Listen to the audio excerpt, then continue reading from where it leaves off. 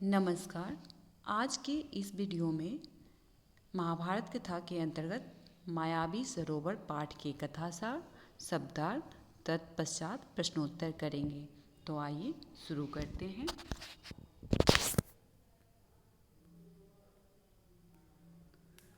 पांडवों के वनवास की 12 वर्ष की अवधि समाप्त होने को थी। एक निर्धन ब्राह्मण की सहायता करते हुए पांचों भाई जंगल में दूर निकल आए। युधिष्ठिर ने नकुल से कहा कि पेड़ पर चढ़कर देखो कि कोई नदी या जलाशय आसपास है। तो ये तब की बात है जब उनकी 12 वर्ष की जो अवधि थी वो समाप्त होने को थी, और उसी बीच में एक निर्धन ब्राह्मण की सहायता करते हुए जो पांचों भाई थे वह जंगल से दूर निकल आए थे। और युधिष्ठिर ने नकुल से कहा कि पेड़ पर चढ़कर थोड़ा देखो कि कोई नदी या जलाशय तो नहीं है। पेड़ से उतरकर नकुल ने बताया कि कुछ दूरी पर ऐसे पौधे दिखाई दे रहे हैं जो पानी के समीप ही उगते हैं। आसपास कुछ बगुले भी बैठे हैं। युधिष्ठिर ने नकुल को पानी लेने भेज दिया। नकुल जलाशय पर पहुंच गया। उसने सोचा कि पहले पानी पी लूं, फिर तरकस में भरकर भाइयों के लिए ले चलूंगा। नकुल ने पानी जैसे ही अंजलि में लिया कि एक आवाज़ आई, माद्री के पुत्र, दुस्साहस ना करो। यह जलाशय मेरे अधीन है। पहले मेरे प्रश्नों का उत्तर दो, फिर पानी पियो। नकुल को तीव्र प्यास थी, अतः आवाज़ पर ध्यान न देकर उसने पानी पी लिया। पानी पीकर जैसे ही तट पर आया वह गिर पड़ा। तो जब युधिष्ठिर के कथनानुसार नकुल जब पेड़ पर चढ़कर वहाँ पे देखता है कि कोई जलाशय या नदी तो नहीं है, तो वो पेड़ पर चढ़ने के बाद बतलाता है कि कुछ दूरी पर कुछ ऐसे पौधे दिखाई दे रहे हैं जो कि पानी के पास ही उगते हों। तो आसपास में कुछ बगुले भी हैं, यानी कि बगुले तो उसी जगह पे मिलेंगे जहाँ पे पानी होगा। तो युधिष्ठिर बोलते हैं नकुल से कि नकुल, पानी लेकर आ जाओ। नकुल जलाशय तो पर पहुंच गए और उसने सोचा कि पहले जो है हम पानी पी लेते हैं, फिर तरकस में पानी भर कर ले जाएंगे अपने भाइयों के लिए। तो नकुल ने पानी जैसे ही अंजलि अंजलि होता है दोनों जो हाथों के को हम जब जोड़ते हैं, दोनों हाथों से जब पानी पीने के लिए बनाई गई स्थिति, मतलब ऐसे हम ओक की स्थिति बनाते हैं तो उसे ही हम अंजलि कहते हैं। मतलब दोनों हाथों को जोड़ने से जो आकार बनता है वही अंजलि होती है। तो यहाँ पर वो अंजलि में पानी भरते हैं पीने के लिए। तो वहाँ से एक आवाज़ आती है और बोलते हैं, माद्री के पुत्र, दुस्साहस ना करो। यह जलाशय मेरे अधीन है। तो पहले मेरे प्रश्नों का उत्तर दो, फिर पानी पियो। तो उस आवाज़ को सुनकर भी नकुल जो हैं वह ध्यान नहीं देते, और उनकी जो प्यास थी वह तीव्र थी, इसलिए उन्होंने उस पर ध्यान न देके पानी पी ले। जैसे उन्होंने पानी पिया और तट पे आए वह गिर पड़े। नकुल के आने में देर होने पर युधिष्ठिर ने सहदेव को भेजा। सहदेव ने जलाशय की निकट जमीन पर पड़े नकुल को देखा। प्यास की अधिकता में वह भी पानी पीने उतर गया। पहले जैसे वाणी उसे भी सुनाई थी, उसने भी ध्यान न दिया, पानी पी लिया और किनारे के ऊपर आकर गिर गया। युधिष्ठिर ने अर्जुन को भेजा। वह पानी पीने उतरा। आवाज़ आई, अर्जुन, मेरे प्रश्नों का उत्तर देने के बाद ही प्यास बुझा सकते हो।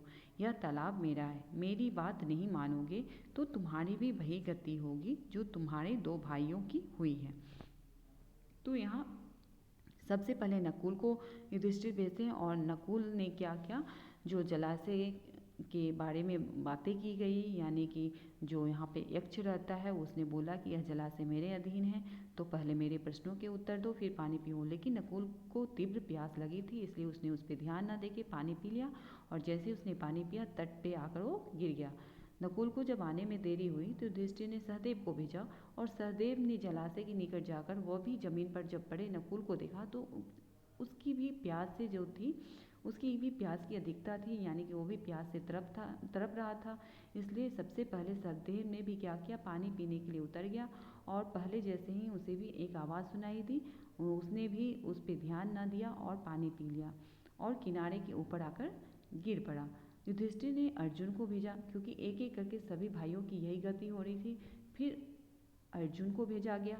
अर्जुन को भी वही आवाज़ सुनाई दी, और अर्जुन ने भी ध्यान नहीं दिया और वह पानी पी लिया। फिर क्या होता है कि अर्जुन भी वहीं पे दो भाइयों की तरफ वहीं पे गिर पड़ते हैं। जब हालांकि वहाँ से जो आवाज़ आती है, यक्ष जो आवाज़ करते हैं वह कहते हैं कि यह तालाब मेरा है और मेरी बात अगर नहीं मानोगे तो तुम्हारी भी वही गति होगी जो तुम्हारे दो भाइयों की हुई है। लेकिन अर्जुन क्या करते हैं, अर्जुन ने आवाज़ को लक्ष्य करके बाण चलाए किंतु बाणों का कोई असर न हुआ और अर्जुन ने सोचा पहले पानी पी लूँ फिर लड़ूंगा, और अर्जुन की भी वही गति हुई जो उनके अन्य भाइयों की हुई थी। इसके बाद युधिष्ठिर ने भीम को भेजा। भीम ने सोचा यह किसी यक्ष की करतूत है। वही आवाज़ आई। भीम बोला मुझे रोकने वाला तू कौन है। भीम ने पानी पिया और वह भी भाइयों के समान ही ढेर हो गया। यानी कि भीम को तो यह पता लग गया था कि यह आवाज़ जो है यक्ष की है, लेकिन फिर भी वो उसे बोलते हैं, उनसे उनकी आवाज़ों पर ध्यान न देकर उनसे बोलते हैं कि तुम रोकने वाला, मुझे रोकने वाला कौन होते हो। और भीम ने पानी को पी लिया और वह भी भाइयों के समान क्या होते हैं, वहीं पे ढेर हो जाते हैं, मतलब वो भी वहीं पे बेहोश होकर गिर जाते हैं। युधिष्ठिर घबराने लगा। आश्चर्य है कि चारों ही नहीं लौटे, मैं ही चलकर देखूं कि क्या बात है। तो युधिष्ठिर की घबराहट बढ़ जाती है क्योंकि जो चारों भाई हैं चारों में से कोई भी नहीं आते। तो युधिष्ठिर इस बात के लिए घबराहट में फिर क्या करते हैं कि आश्चर्य की बात है चारों ही नहीं लेते, मतलब कोई बहुत बड़ी बात हुई होगी, और वह खुद जाकर वहाँ चलकर देखने की बात सोचते हैं और फिर वह वहाँ तक पहुँचते हैं। इसके शब्दार्थ देख लेते हैं। अवधि, अवधि का मतलब होता है समय। जलाशय, सरोवर। तरकस, बाण रखने का चोंगा। तो यहाँ पे जो तरकस है वह पानी लाने के काम के लिए प्रयोग किया गया है, क्योंकि यहाँ पे युधिष्ठिर ने नकुल को पानी लाने के बोले थे और उन्होंने उसको तरकस दिए थे जिसमें वह पानी शायद लेकर आता। तो यहाँ पे तरकस बाण रखने का चोंगा होता है। अंजलि, जो कि दोनों हाथों से पानी पीने के लिए बनाई गई स्थिति होती है, उसे ही हम अंजलि कहते हैं। गति, गति का मतलब दशा। तलाश, खोज, करतूत, कार्य, जरा, तनिक, बेधड़क, निफिक्र। आइए प्रश्नोत्तर देखते हैं। सरोवर पर नकुल को क्या आवाज़ आई। सरोवर पर नकुल को आवाज़ आई, माद्री के पुत्र दुस्साहस ना करो, यह जलाशय मेरे अधीन है, पहले मेरे प्रश्नों का उत्तर दो फिर पानी पियो। अगला प्रश्न, सरोवर पर अर्जुन को क्या आवाज़ आई। तो सरोवर पे अर्जुन को आवाज़ आई कि पहले मेरे प्रश्नों का उत्तर देने के बाद ही प्यास बुझा सकते हो। यह तालाब मेरा है, मेरी बात नहीं मानोगे तो तुम्हारी भी वही गति होगी जो तुम्हारे दो भाइयों की हुई है। अगला प्रश्न, आवाज़ सुनकर अर्जुन ने क्या किया। तो आवाज़ सुनकर अर्जुन गुस्से से भर गया। उसने बाण छोड़ने शुरू कर दिए। जिधर से आवाज़ सुनाई दी थी उसी ओर निशाना लगाकर वह तेज चलाता रहा, किंतु उन बाणों का कोई असर नहीं हुआ। अगला प्रश्न, भाइयों को मूर्छित अवस्था में देखकर भीम ने क्या सोचा, उसके पानी पीने पर क्या हुआ। तो भाइयों को मूर्छित अवस्था में देखकर भीम समझ गए कि यह किसी यक्ष की करतूत है।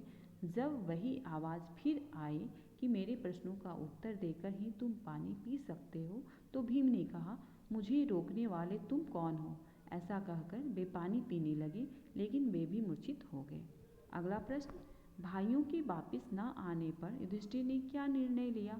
भाइयों के वापस न आने पर युधिष्ठिर ने स्वयं वहाँ जाने का निर्णय लिया। यानी कि जब उनके अन्य भाई नहीं आए और देरी हो गई तो युधिष्ठिर ने निर्णय लिया कि हमें स्वयं जाकर वहाँ देखना चाहिए। तो आज के लिए बस इतना ही। धन्यवाद।